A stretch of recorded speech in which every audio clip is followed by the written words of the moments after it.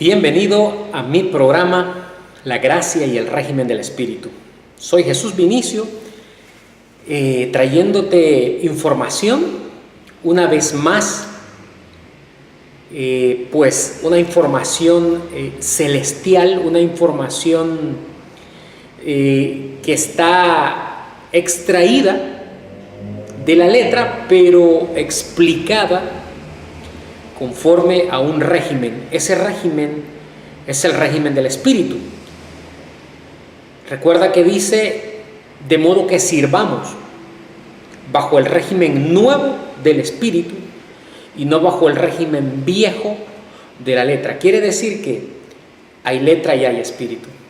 Bueno, quiero invitarte a que te unas a mis canales, a todos los medios que estoy utilizando a través de la web.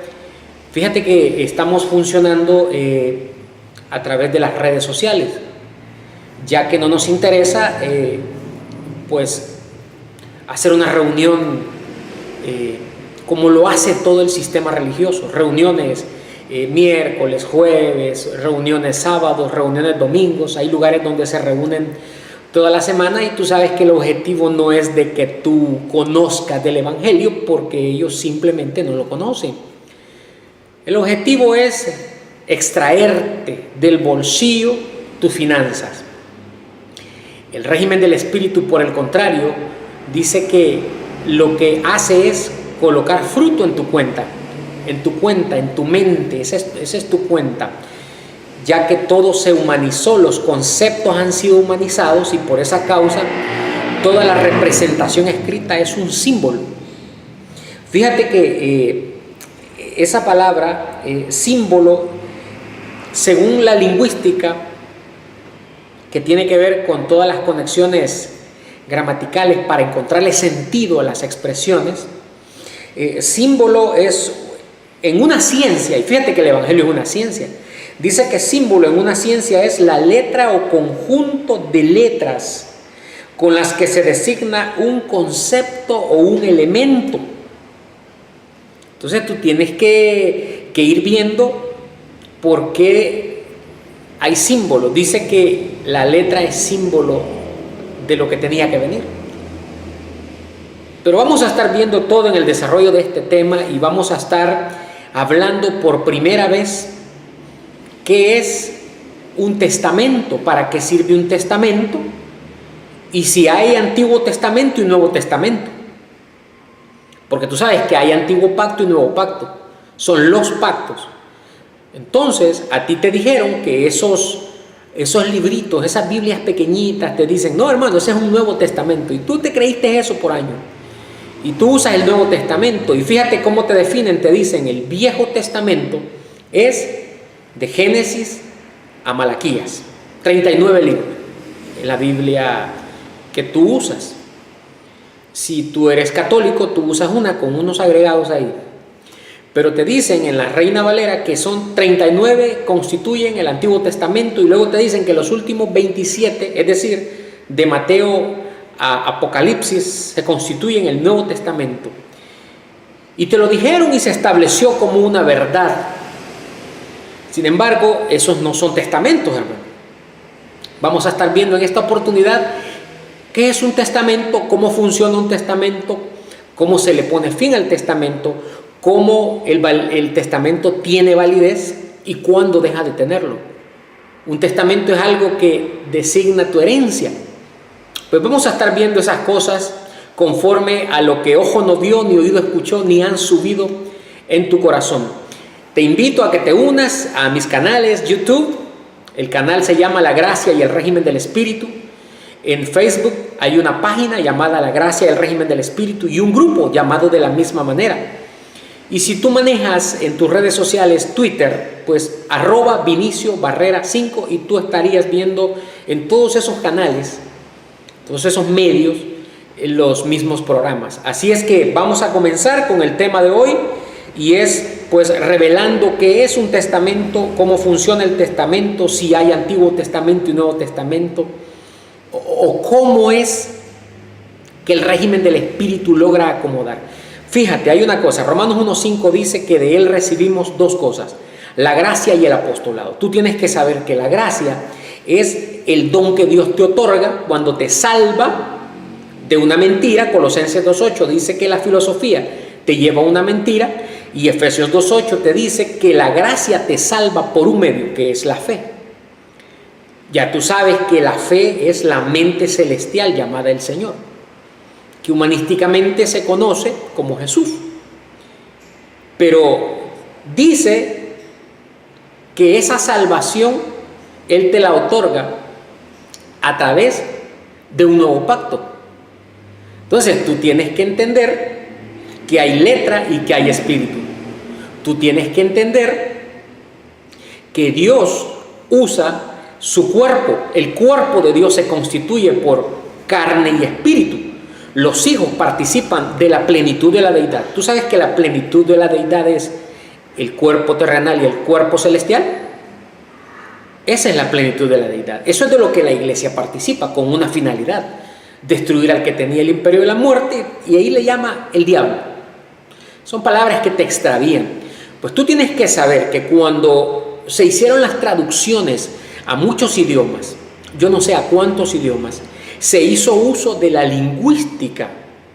Fíjate que las Sociedades Bíblicas Unidas contrataron a lingüistas expertos, obviamente cobrando, para poder tomar una Biblia que se consideraba como un original, llamémosle una Biblia hebrea. Yo no sé si ellos recurrieron a los textos, a los papiros originales, en hebreo, arameo, yo no sé. Pero obviamente así tiene que ser. Recurrieron a eso. Lo que te digo que no sé es cuántos idiomas se usaron. Y luego, a través de la lingüística, ellos hicieron una traducción. Fíjate, no una interpretación, sino una traducción. De tal manera que los lingüistas no son eruditos en el espíritu, pero sí son eruditos en traducciones lingüísticas. Es pasar de una lengua a otra, usando los sinónimos, los verbos, y usando todo lo que tú necesitas para hacer una traducción fiel. Sin embargo, ellos no eran eruditos en cuanto al discernimiento del espíritu. Ellos eran neófitos en eso. Ellos eran inexpertos en eso. Pero al final les pagaban por hacer una traducción. Esa traducción, que tiene muchos años, ha venido teniendo revisiones de acuerdo a la filosofía y la hueca sutileza. Nunca se ha hecho una revisión de acuerdo al régimen del espíritu. Nunca ha habido, no existe una traducción conforme al contexto correcto de la información que está plasmada ahí, a través de una lingüística que tiene unos contextos gramaticales que si tú no los entiendes, entonces tú sacas de contexto todo. Y fíjate que tú me dices a mí que estoy fuera de contexto. Ahí en México hay uno, inteligente el hombre, pero neófito en cuanto al espíritu. Y él me dice, tú estás fuera de contexto. Y fíjate, yo tuve que subir un pequeño comentario sobre qué es estar fuera de contexto. Se llama el verdadero contexto del Evangelio. Fíjate que cuando tú ves, por ejemplo, déjame ver si tengo esa información, que es en realidad un contexto. Fíjate que contexto es el entorno del cual depende el sentido. Estamos hablando de letra, de una información escrita. Pues tú tienes que ver el entorno del cual depende el sentido y el valor de una palabra, de una frase, o de un fragmento de un texto. En este caso estamos viendo un texto. Si tú te sales de contexto, tú pierdes el sentido y el valor de esa palabra,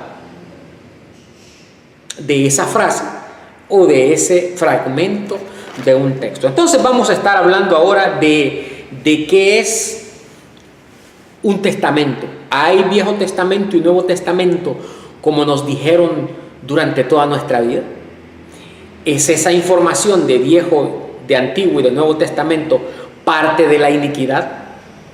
Yo siempre he sostenido que si un poco de levadura leuda toda la masa, cada pregunta que tú me hagas es porque tú la escuchaste ahí en la religión, en el sistema religioso.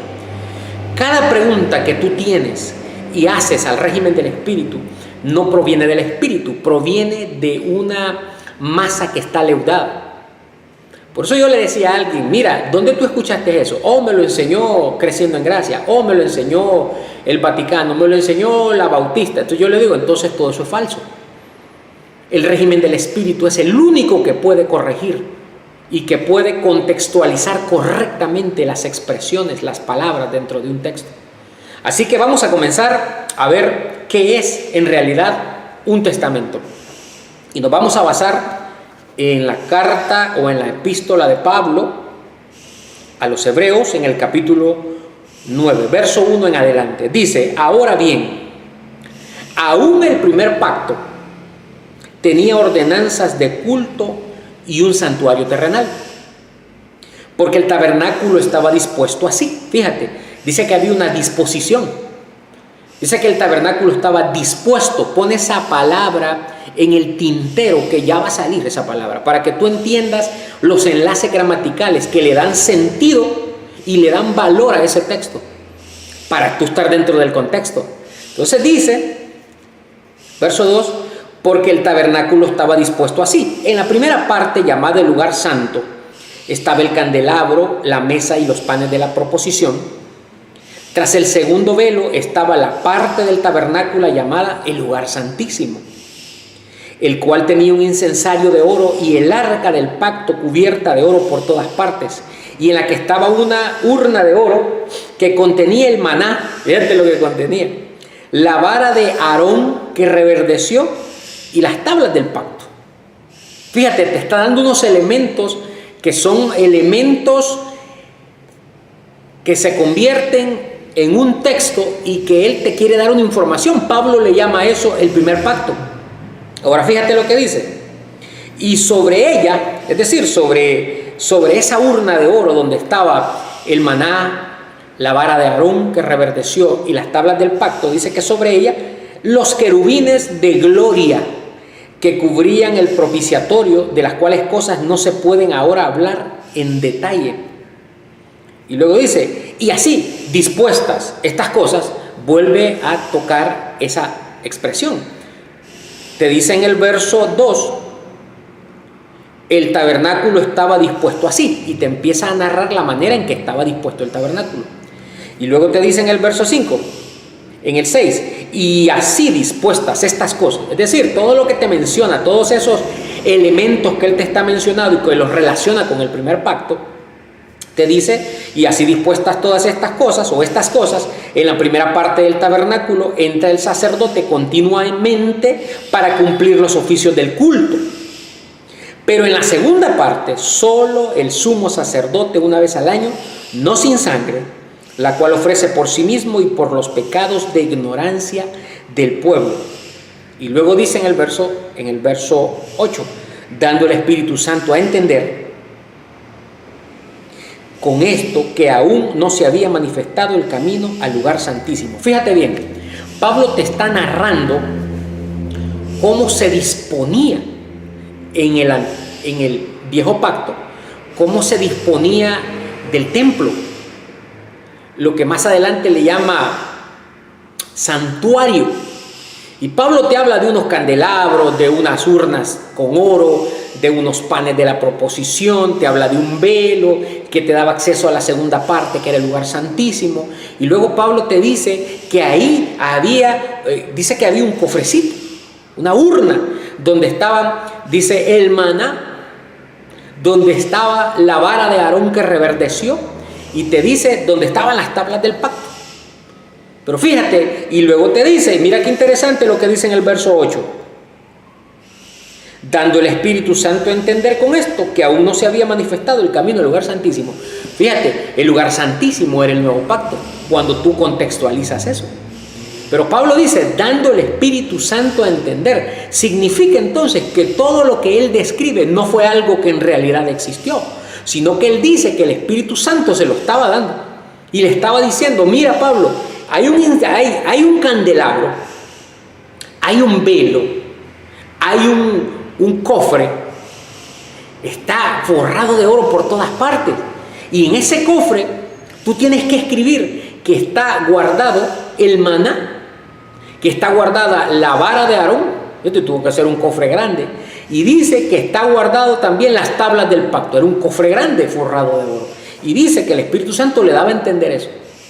Pero fíjate, sigamos leyendo, porque quiero darte el contexto de lo que vamos a enseñar para poder entrar al Espíritu de verdad. Lo cual es símbolo para el tiempo presente, según el cual se presentan ofrendas y sacrificios que no pueden hacer perfecto en cuanto a la conciencia al que practica ese culto. Fíjate, Pablo está diciendo en el verso 9 que todo lo que él describe como el antiguo pacto era un símbolo para el tiempo presente. Es decir, que el viejo pacto era un símbolo para el nuevo pacto. Pero tú sabes lo que significa, lo que es un símbolo. Fíjate, vamos a hacer los enlaces gramaticales para poder entender en nuestra lengua qué es el contexto real de lo que Pablo está escribiendo. Fíjate que símbolo en una ciencia, y tú sabes que el Evangelio es una ciencia, es la letra o el conjunto de letras con las que se designa un concepto o un elemento. Quiere decir que Pablo está diciendo, mira, todo esto que yo te estoy diciendo es símbolo de lo que tenía que venir. Pablo, tú me estás diciendo que todo lo que tú has descrito nunca existió, sino que era un símbolo. Y fíjate que si era un símbolo, es un conjunto de letras con las que designas un concepto. ¿Tú sabes qué es un concepto? Concepto es una idea o representación mental de algo. Quiere decir que eso nunca existió, hermano. Quiere decir que eso estaba solamente en la mente de Pablo. Por eso es que cuando yo te digo que Moisés no existió, que esa ley no existió, y cuando tú me dices, sí, pero es que hay 5 libros escritos por Moisés, eso no los escribió Moisés, hermano. Moisés constituye la ley, eso es un concepto. Eso es un concepto, es una idea mental de algo. Alguien tomó a Pablo como la base de lo que él quería y escribió el Pentateuco. Pero fíjate que dice que todo eso era símbolo. Mira cómo dice, verso 9. Dice, lo cual es símbolo para el tiempo presente. Es decir, que cuando el nuevo pacto llega, tú ves eso como un símbolo. Era simplemente una forma de designar un concepto. Y concepto es una idea mental o una representación mental de algo.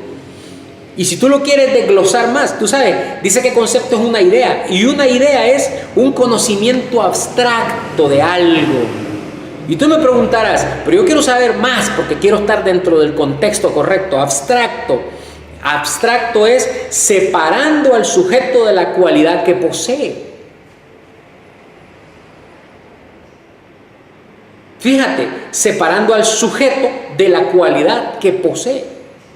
Entonces tú tienes que entender y hacer todos esos enlaces gramaticales dentro de la lingüística para poder entender, porque fíjate que la gracia y el apostolado consiste, la gracia es entender el espíritu, pero el apostolado es poderlo explicar conforme a las evidencias que quedaron ahí escritas. Entonces Pablo dice que el viejo pacto se componía, fíjate, te lo voy a leer un poquito para poder estar bien claro. Dice, porque el tabernáculo estaba dispuesto de la siguiente manera. Dice, en la primera parte, llamada el lugar santo, estaba el candelabro, la mesa y los panes de la proposición. Tú sabes que eso es un símbolo. Eso es algo mental, abstracto, un símbolo. Eso nunca existió, hermano. Tú sabes que Pablo dice allá en 2 Corintios 12:4 que cuando él escucha, lo hace de una forma inefable. Es decir, a él lo que le dan son símbolos, hermano. Pablo, cuando dice que él es el perito arquitecto que puso el fundamento, tú sabes que lo que Pablo estaba poniendo era la letra. Pablo estaba poniendo los símbolos para el tiempo presente. Por eso él dijo, yo pongo el fundamento y otro edifica. Yo pongo el primer pacto y el nuevo pacto se encargará de edificar sobre él. Yo te estoy trayendo el apostolado, la explicación de acuerdo a un contexto correcto.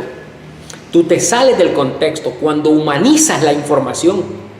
Tú te sales del contexto cuando hablas de hombres y te imaginas cosas físicas.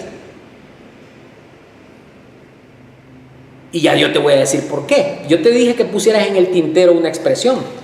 Cuando dice, y así dispuestas estas cosas. Ese es en el verso 6 y en el verso 2 dice, El tabernáculo estaba dispuesto así. Dispuesto así. Pero fíjate, nos hemos quedado en el 9, verso 10. Ya que consiste solo de comidas y bebidas, por eso son símbolos, y diversas abluciones y ordenanzas acerca de la carne, fíjate, acerca de la carne, impuestas hasta el tiempo de reformar las cosas. Carne es un concepto de mente terrenal de 1 Corintios 15:40, cuerpos celestiales y cuerpos terrenales. Dice que los símbolos consisten nada más en comidas, bebidas, diversas abluciones, es decir, consiste nada más en ideas, en conceptos, en ideas mentales de algo. Dice, hasta el tiempo de reformar las cosas.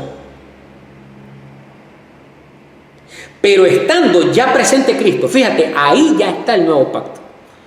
Porque este capítulo lo que te está hablando es viejo pacto y nuevo pacto. Te está hablando de cómo funciona el símbolo para llevarte a una perfección.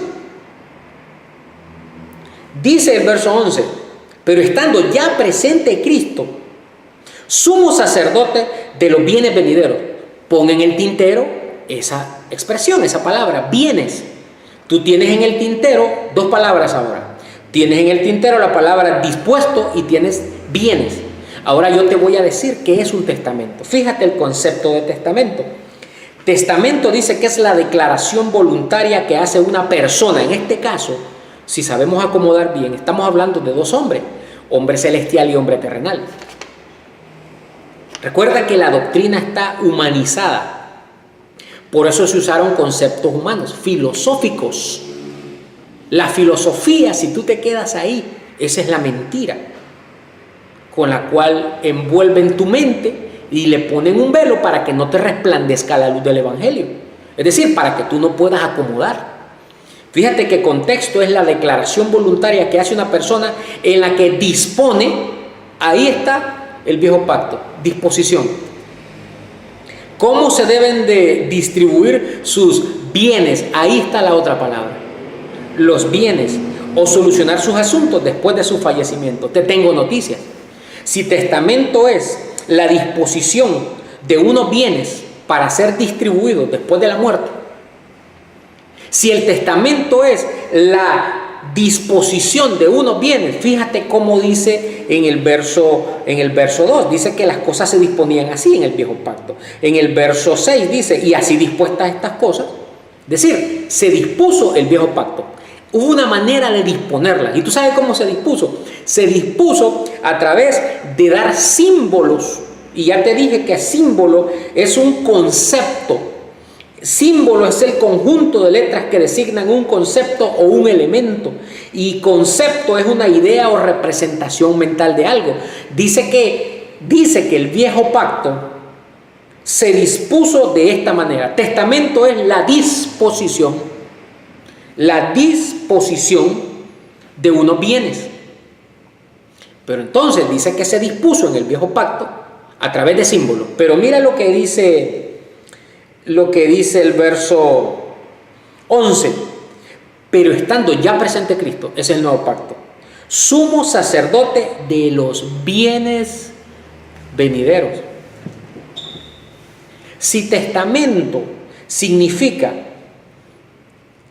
la disposición como se deben distribuir unos bienes, y te está diciendo que en el viejo pacto se dispuso a hacerlo a través de símbolos, pero te está diciendo que el nuevo pacto, el sumo sacerdote venía con esos bienes, quiere decir que entre el viejo pacto y el nuevo pacto había un testamento, hermano. El testamento involucra los dos pactos. Los pactos son el hombre celestial y el hombre terrenal. Los pactos que crean el testamento son la mente natural, la mente celestial. Adán y Jesús, que es la fe. Fíjate que tú tienes que pensar en eso.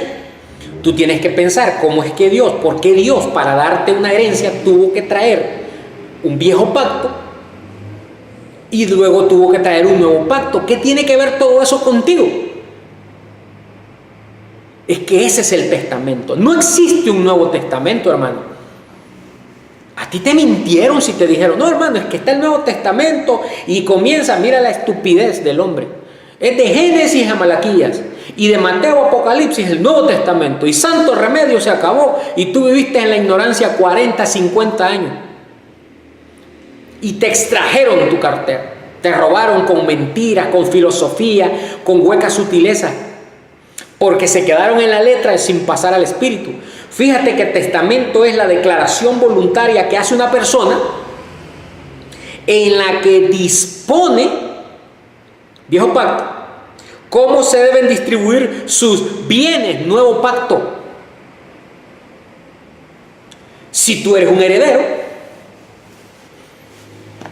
si tú eres uno que sería llamado para recibir una herencia, porque tú eres Abraham, tú eres las primicias, pues entonces tú no te puedes quedar en el testamento, porque el testamento es la disposición de los bienes, es decir, las reglas que se te impondrán para que tú heredes.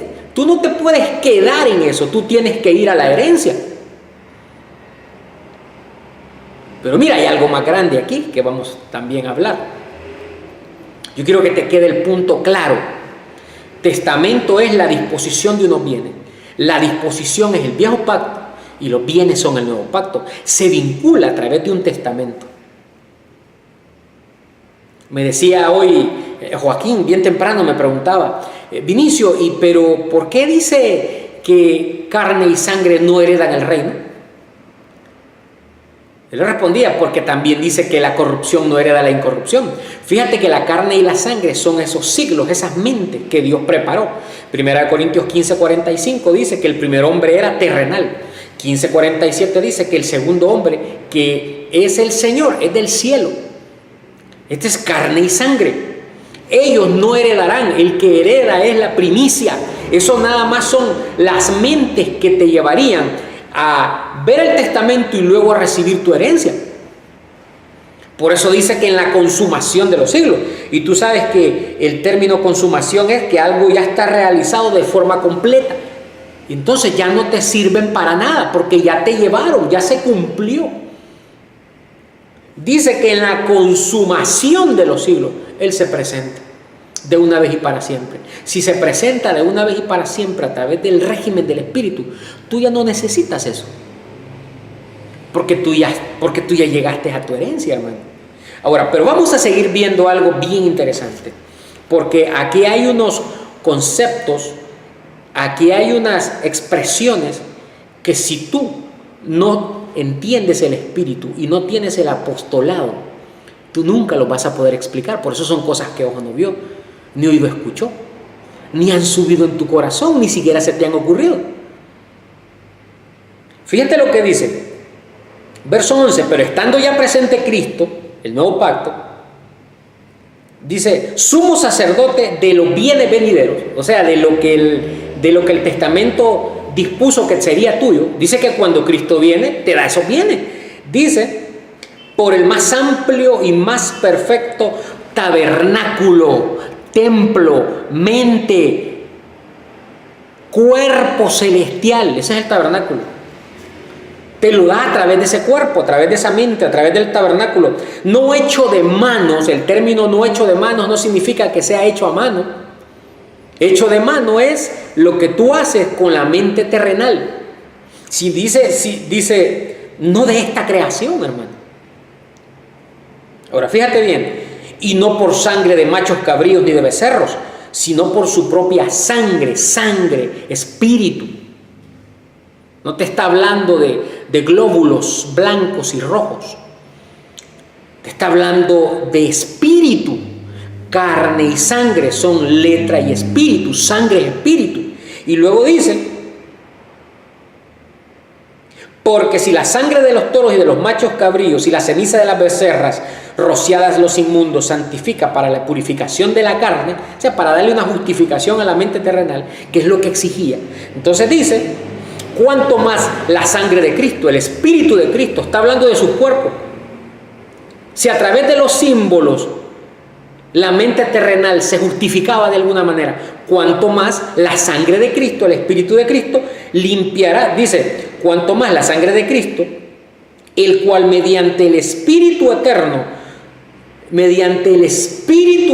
la sangre, esa es la sangre, se ofreció a sí mismo, sin mancha a Dios, limpiará vuestras conciencias de obras muertas. Fíjate, te está diciendo que los símbolos son obras muertas. Pero símbolos son elementos. Símbolos dijimos que es un conjunto de letras que designa un concepto o elemento. Y el concepto es una idea o representación mental de algo. Si era mental, por eso se relaciona con la mente. Mente terrenal usaba esa simbología, pero una vez presente Cristo, ya tú ya no estabas en la disposición de los bienes, sino que tú estabas en los bienes ya, en los bienes venideros. Ahora sigamos leyendo. Cuanto más la sangre de Cristo, el cual mediante el Espíritu eterno se ofreció a sí mismo sin mancha a Dios, limpiará. ¿De qué la va a limpiar? De la simbología de la letra, del testamento. Limpiará vuestras conciencias de obras muertas. Fíjate, el testamento era una obra muerta. Para que sirváis al Dios vivo. Te está hablando de pasar de la letra al Espíritu. Fíjate que Dios es un mediador entre Dios y los hombres. Dice, porque hay un solo Dios y un solo mediador entre Dios y los hombres. Es decir, entre la mente natural y la mente celestial. Hay un medio que Dios utiliza. Y tú sabes que el medio, lo que estaba acá al centro, era un testamento, hermano. Era lo que vinculaba el viejo pacto con el nuevo pacto. Dice que la ley ha sido nuestro ayo para llevarnos a Cristo. Un ayo es el que educa a los hijos de otro. El ayo, la ley fue nuestro ayo para llevarnos a Cristo. Por eso es que dice ahí que la ley no era contraria a las promesas, hermano. Gálatas 3:19 dice, entonces ¿para qué sirve la ley? Es decir, el testamento. Dice que fue añadido a causa de las transgresiones que había bajo el primer pacto.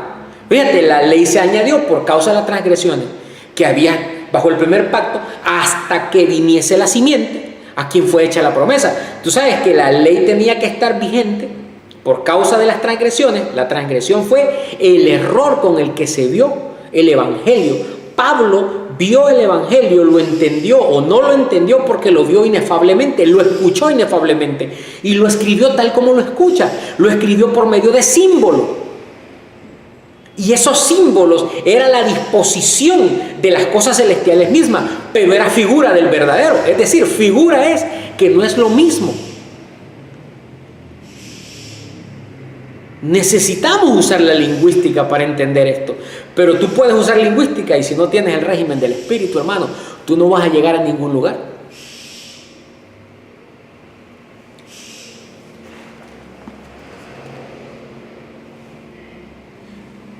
Luego dice, así que por eso, verso 15, estamos en Hebreos 9.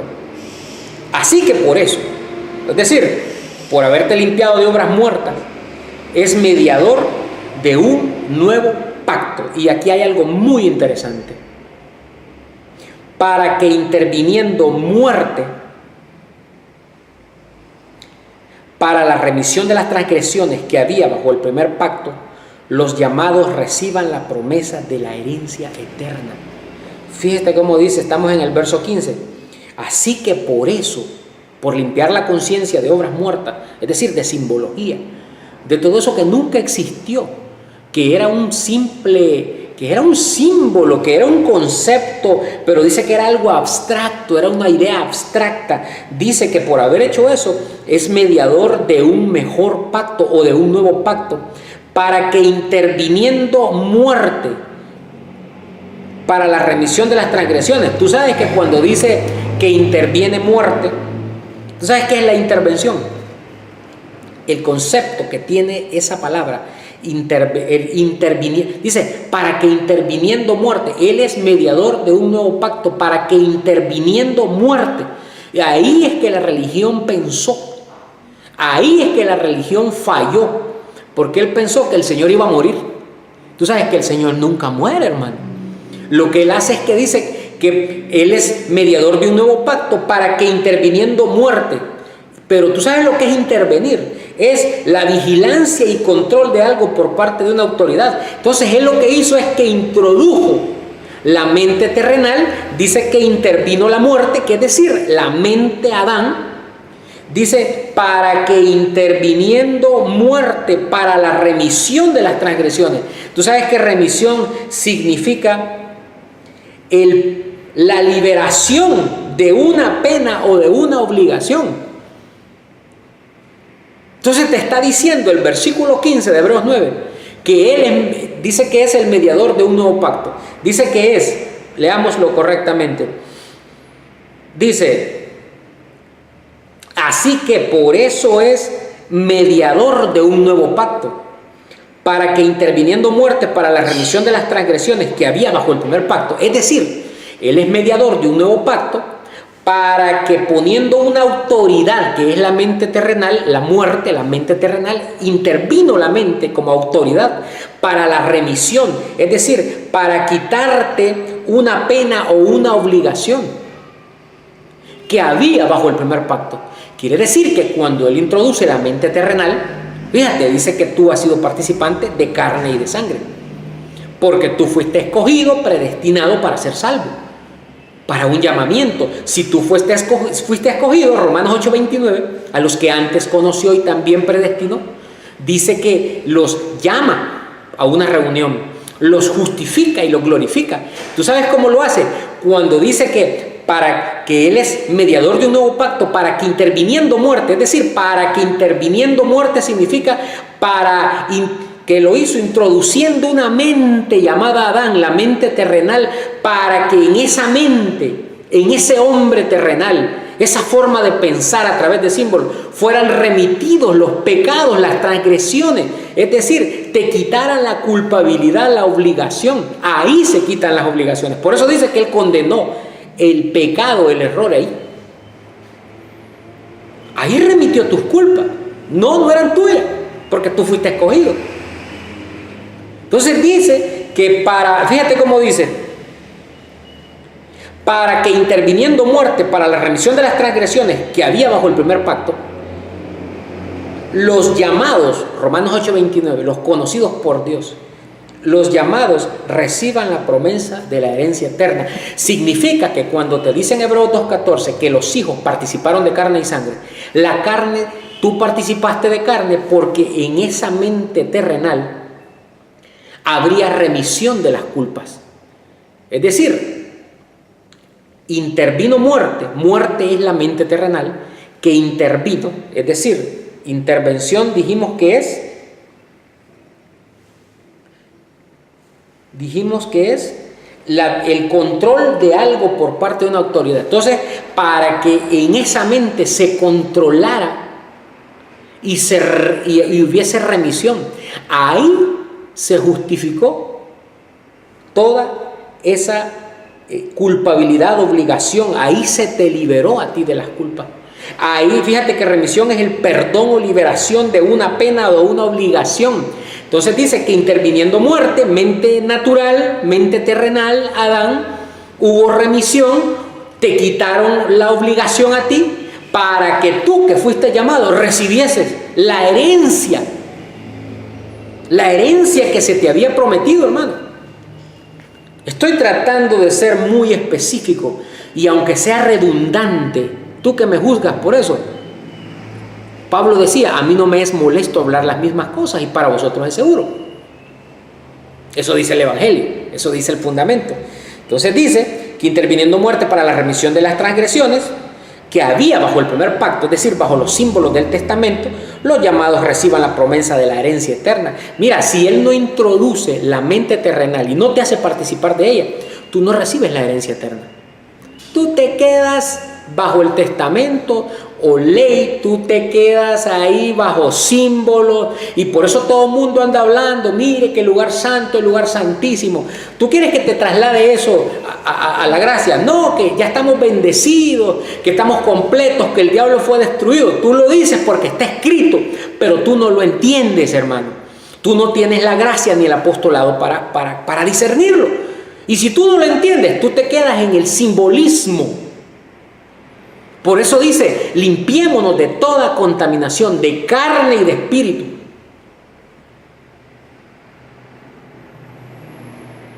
O sea, tú sabes que el espíritu es la sangre, pero esa sangre es ajena, por eso tienes que limpiarte de esa contaminación. Si a ti no te hacen participar de carne, entonces no hay remisión de las transgresiones en ti.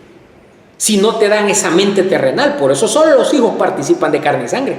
El que participa de carne participará también del espíritu y recibirá su herencia eterna. Ahora sigamos leyendo, verso 16.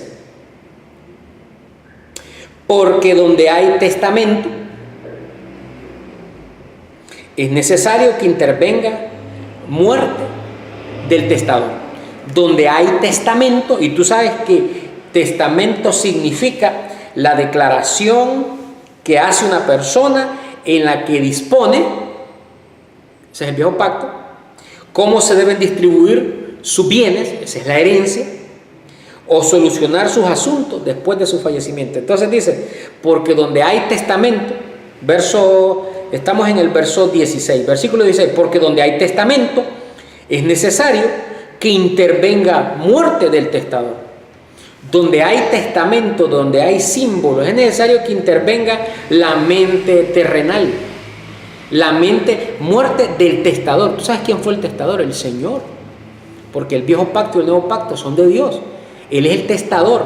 Y dice que es necesario, donde hay testamento, que intervenga muerte. Es decir, que intervenga el cuerpo terrenal del Señor. Esa es la muerte del testador, que interviene donde hay testamento. ¿Y tú sabes para qué interviene? Mira lo que dice el verso 17. Porque el testamento, el símbolo, la disposición de los bienes, es decir, de lo que venía. Dice, porque el testamento con la muerte se confirma. Es decir, el testamento, el símbolo, tú lo quieres confirmar. Por eso te dieron carne, por eso te dieron que participaras del cuerpo terrenal, para que tú pudieras, dice, que confirmar esa letra. Con la muerte se confirma. No es una muerte deceso. El Señor nunca muere, hermano. El Señor nunca muere. La letra mata, pero mata la información del espíritu. Nunca hubo un sacrificio como te lo enseñaron. Dice que donde hay testamento, donde hay una disposición de bienes, es necesario que intervenga la mente del testador, la muerte del testador. Es decir, el testador es el Señor y Él introduce su mente, pero solo en los hijos. Porque el testamento con la muerte que se introdujo se confirma, es decir, se entiende. Es decir, tú ves el testamento, tú ves cómo se disponen las cosas. Y luego fíjate lo que dice, porque el testamento con la muerte se confirma, pues no es válido, entre tanto el testador vive. Dice que el testamento, los símbolos, esas ideas abstractas, esos conceptos mentales, tú los puedes confirmar por medio de la muerte. Es decir, por medio de la mente que te dieron a participar, la mente terrenal. Pues no es válido, el testamento no tiene valor si el testador vive. Es decir, el testamento perdió su valor cuando tú participas de la segunda mente, de la mente celestial. Ahí ya la letra no tiene valor para ti.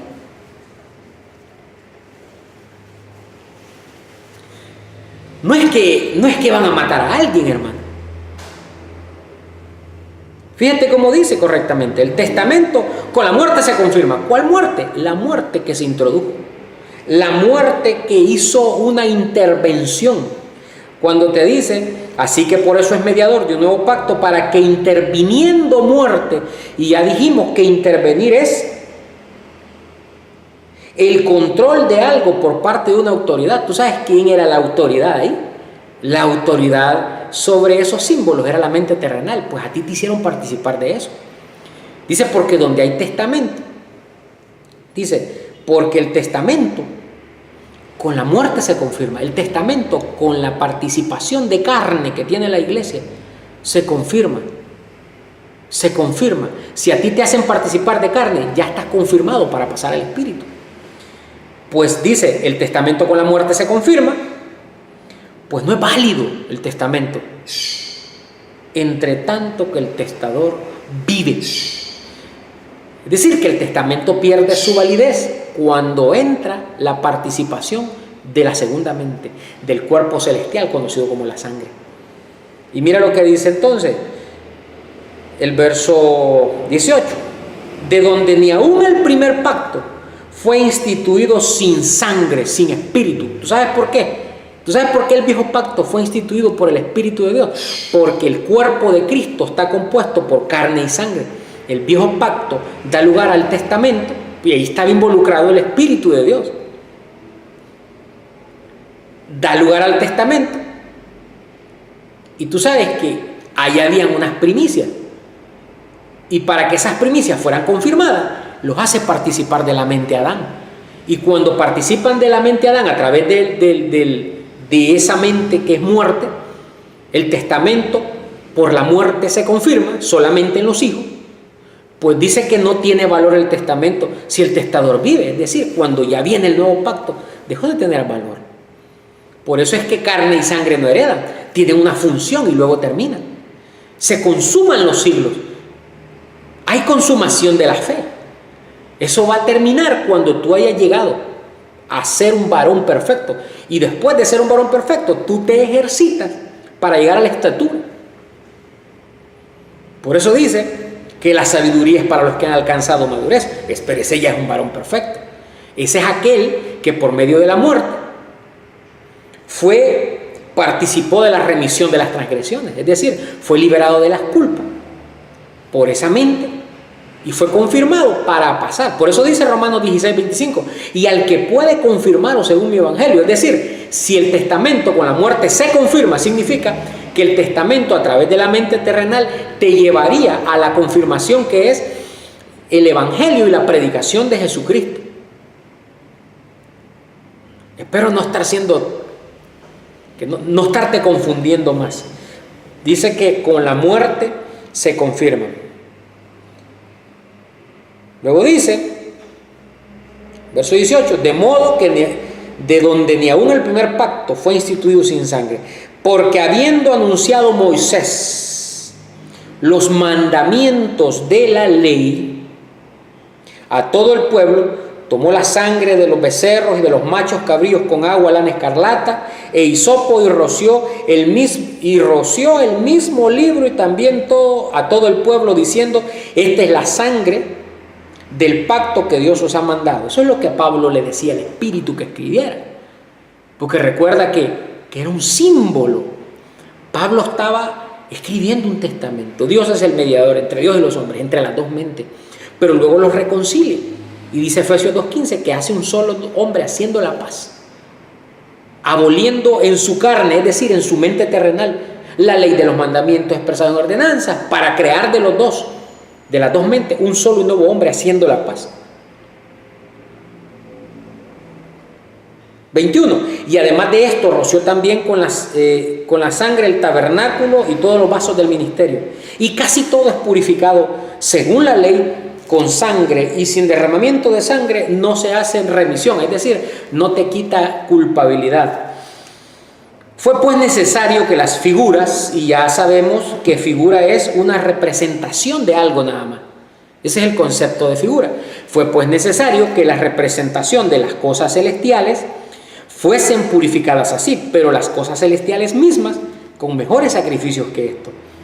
Verso 24, porque no entró Cristo en el santuario hecho de mano, figura del verdadero, sino en el cielo mismo. Es decir, que el Señor no entró, fíjate, Él no entró, tú participas de carne y sangre, pero cuando Cristo va a circuncidar, Él no entra en el santuario hecho de mano, el santuario es su mente terrenal, porque esa mente terrenal Él la creó para llevar la transgresión en los hijos, para hacer una remisión, y remisión dijimos que es para la liberación de una pena o de una obligación. Entonces Él no entró ahí, sino en el cielo mismo. 1 Corintios 15:47, el segundo hombre que es el Señor es del cielo, ahí entró Él.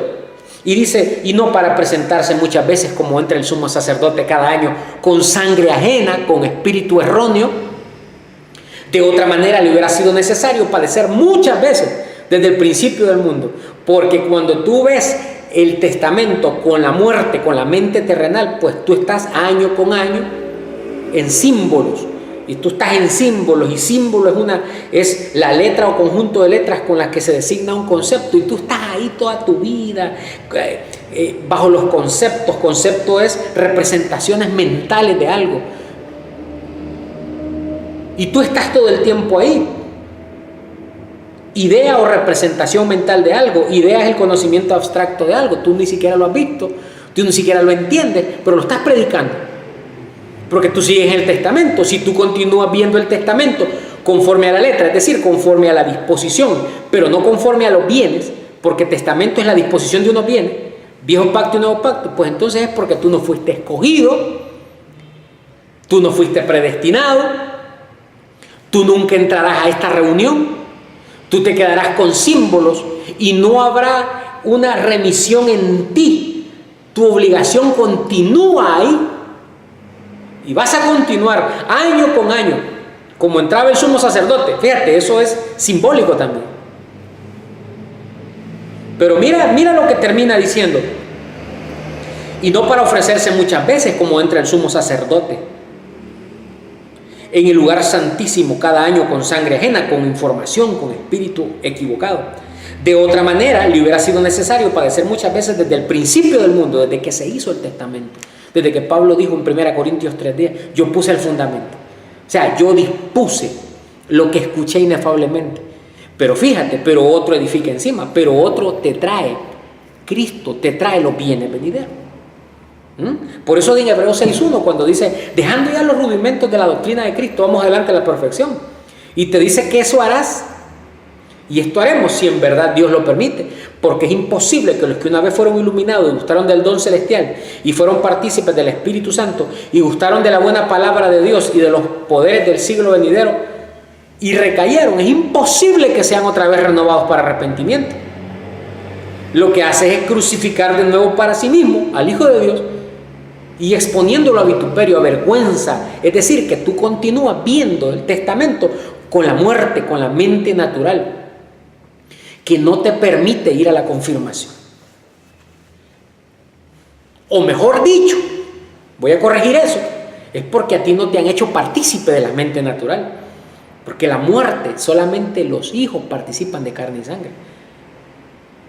¿Y qué pasa con el que no es hijo? Bueno, esos están en filosofía y huecas sutiles. Así que piensa lo que estamos diciendo.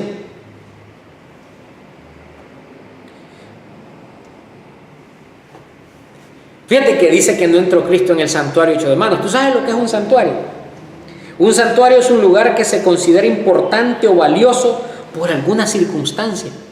Pues lo que Dios consideraba valioso era la mente celestial. Y me preguntas, ¿y la mente terrenal? No, esa fue para liberarte de una obligación. Esa era la mente que se le dio a los hijos nada más, carne y sangre, para que pudieran ellos ser librados de una obligación. Si a ti no te han dado carne y sangre es porque tú no fuiste predestinado, hermano. Ahí está.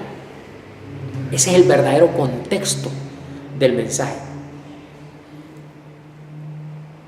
Confirmar es referido a algo que ya estaba aprobado. Dice que el testamento con la muerte se confirma. Es decir, el testamento con la mente Adán se aprueba, se confirma, se ratifica. Se ratifica, se comprueba. Pero ¿qué pasa si tú no has participado de carne y sangre? Si tú no has participado de carne, nunca participarás de sangre. Te quedarás en la filosofía y la hueca sutileza conforme a las tradiciones de los hombres, conforme a los rudimentos del mundo, según las tradiciones de los hombres. Pero si a ti te hacen participar de carne, entonces lo que te están dando es la confirmación, la aprobación, la ratificación de que tú heredarás. El testamento con la muerte se confirma. El testamento con la mente terrenal de la cual tú eres partícipe te confirma, es decir, te aprueba, te ratifica, te califica para pasar al nuevo pacto. Los hijos participan de carne y sangre, pero lo espiritual no es primero, sino lo animal, con un propósito: destruir acá los símbolos para entender que nosotros somos herederos, que en el testamento, que es el medio que Dios usa para fíjate que dice que Él es,